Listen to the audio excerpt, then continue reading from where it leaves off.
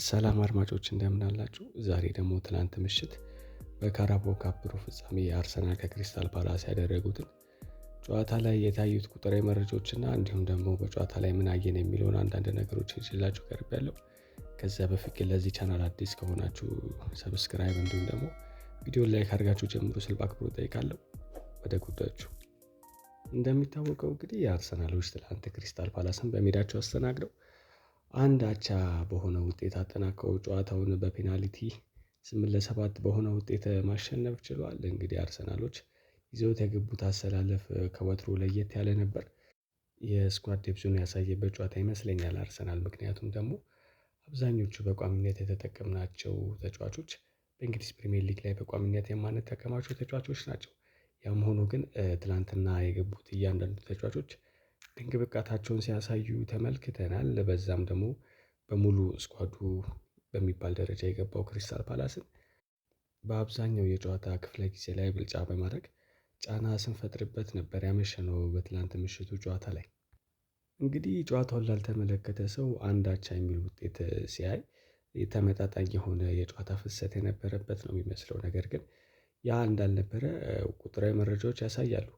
ክሪስታል ፓላሶች እንግዲህ እድለኞች ነበሩ ማለት ይቻላል። ምክንያቱም ደግሞ የአርሰናል ተጫዋቾች ያገኙትን የግብ አጋጣሚ ቢጠቀሙ ኖሮ ምናልባት በመጀመሪያ አጋማሽ ነበር ጨዋታው ሊያልቅ የሚችለው። ነገር ግን አንዳንድ ጊዜ በአርሰናል ተጫዋቾች ድክመት እንዲሁም ደግሞ በክሪስታል ፓላስ በረኛ በቤኒቴስ ከፍተኛ ብቃት ታግዘው አብዛኛውን የጨዋታ ክፍል ግብ ሳይቆጠርባቸው መዝለቅ ችለው ነበር ክሪስታል ፓላሶች። ነገር ግን ከኮርና በተሻማ ኳስ ክሪስታል ፓላሶች ከጎላቸው ማውጣት አቅቷቸው ላኳ በ80ኛ ደቂቃ ላይ ራሱ ላይ ግብ ማስቆጠር ችሎ ነበር። ነገር ግን ጨዋታው ሊጠናቀቅ 4 ደቂቃ ሲቀረው ማርጌሂ በ90+5 ላይ ከቅጣት በመጣ ኳስ ግብ ማስቆጠር ችሎ ነበረ። ከዛም በኋላ ወደ ፔናልቲ ነበር ቀጥታ ያመሩ ጨዋታው 1-1 በመጠናቀቁ። ከዛም እንግዲህ የመጨረሻውን ፔናልቲ በራሱ ላይ ግብ ያስቆጠረው ላኳ ድጋሚ በመሳት አርሰናል ወደ ቀጣይ ዙር ማለፍ ችሏል። እስኪ አሁን ደግሞ አርሰናሎች በትላንትናው ጨዋታ ላይ ጨዋታው ሙሉ ለሙሉ ዶሚኔት አድርጓል ስንል ምን ማለታችን እንደሆነ ቁጥራዊ መረጃዎች ላይ ተመርኩዘን እናውራ። እስኪ አሁን ደግሞ አርሰናሎች ትላንትና ጨዋታው ሙሉ ለሙሉ ዶሚኔት አድርጓል ሲባል ምን ማለት እንደሆነ ቁጥራዊ መረጃዎች ላይ ተመርኩዘን እናውራ። ምናልባትም አርሰናል የመጀመሪያው አጋማሽን በምናይበት ሰዓት የሲዝኑ ምርጡ የመጀመሪያ አጋማሽ ተብሎ ቢነገር ማጋነን የሚሆንብኝ አይመስለኝም። ምክንያቱም ደግሞ ያሳዩን ፐርፎርማንስ በጣም የሚገርም ነበረ። እንግዲህ 4 ኢላማውን የጠበቀ ሙከራ አድርገው ነበረ።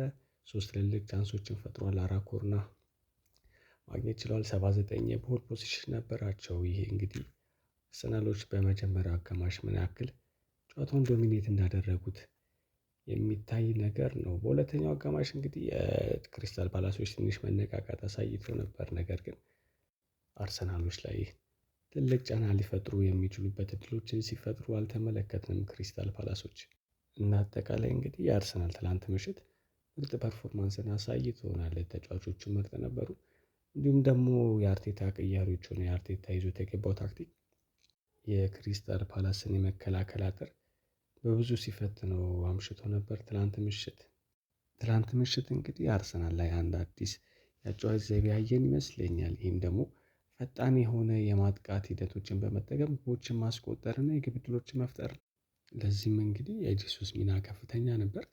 ያው ጄሱስ እንደሚታወቀው ወደ መሀል እየመጣ ተጫዋቾችን ማገዝ፣ ኳስ መስርቶ በመውጣትና እንዲሁም ደግሞ የተጋጣሚ የተከላካይ ክፍልን ፖዚሽኒንግ በመረበሽ ለክንፍ ተጫዋቾቻችን እድልም እየፈጠረ ነበረ ለማርቲኔሊ እና ለማዱዌኬ። በተለይ ደግሞ ማርቲኔሊ በትናንትና የመጀመሪያ አጋማሽ ምርጡን የሚለየው ማርቲኔሊ የተመለከትን ይመስለኛል በዘንድሮ የውድድር ዓመት። እንዲሁም ከዚህ በፊት በነበሩ 2 የውድድር ዓመቶች በጣም አቋሙ እየወረደ የነበረው ማርቲኔሊ ትላንትና ግን ምርጥ ብቃቱን ነበር እያሳየን የነበረው። ማርቲኔሊ ምርጥ ብቃቱ ላይ ካለ ለአርሰናል ምን ያክል ወሳኝ ተጫዋች እንደሆነ ያሳየበት ጨዋታ ይመስለኛል የትላንቱ ምሽት ጨዋታ። እንግዲህ ማርቲኔሊ ብቻ ሳይሆን ሳሊባም በጣም ምርጥ ብቃቱን ሲያሳይ ነበር። ሳሊባ እንግዲህ ለተጋጣሚ ተከላካይ ተጫዋቾች በጣም አስቸጋሪ ፊዚካሊቲ እንደውም ቁመት ያለው ማቴታን ምንም አይነት የግብ ዕድል እንዳያገኝ ሆነ ለተጫዋቾች የግብ ዕድልን እንዳይፈጥር በማድረግ የሳሊባ ሚና ከፍተኛ ነበረ። ከዛም በተጨማሪ ካላፊዮሪም ከዚህ በኋላ እንግዲህ በፕሪሚየር ሊግ ሆነ ቀጣይ በምናደርጋቸው ቻምፒዮንስ ሊግ ጨዋታዎች እንደዚህ አይነት ያጨዋወት ዘይቤ ይዘን የምንገባ ከሆነ ቡድኖች አርሰናልን ለማስቆም በጣም ይቸገራሉ ብዬ ነው የማስበው። ምክንያቱም ደግሞ ክሪስታል ፓላስን እንደምታውቁት በጣም ጥብቅ የሆነ የመከላከል አጨዋወት ዘይቤ ነው ያላቸው። ነገር ግን ትናንትና አርሰናል በመጀመሪያ አጋማሽ ብቻ ራሱ 4 ታርጌት ነው ያደረገባቸው። ሰከንድ አፍ ላይ የአርሰናል መቀዛቀዝ ቢታይበትም ግን ከዚህ በኋላ ላለብን ጨዋታዎች እንደዚህ አይነት ታክቲኮችን ፈጣን የሆነ ትራንዚሽኖችን በመጠቀም ጨዋታን ከማዘግየት ይልቅ ወደፊት ፈጣን ቅብብሎችን በማድረግ የምናጠቃ ከሆነ ምናልባት ዘንድሮ አርሰናል ለአብዛኛው ተጋጣሚዎች ፈተና የሚሆን ቡድን ይመስለኛል። እንዲሁም ምርጡን አርሰናል የምንመለከት ይመስለኛል።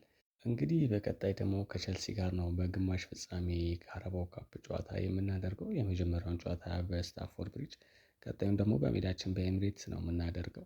ያንን ጨዋታ የምናሸንፍ ደግሞ ከሆነ በፋይናል ከሲቲ እና ከኒውካስል አሸናፊ ጋር የምንገናኝ ይሆናል። ለዛሬ ያስኩላችሁ መረጃ ይሄን ይመስል ነበር።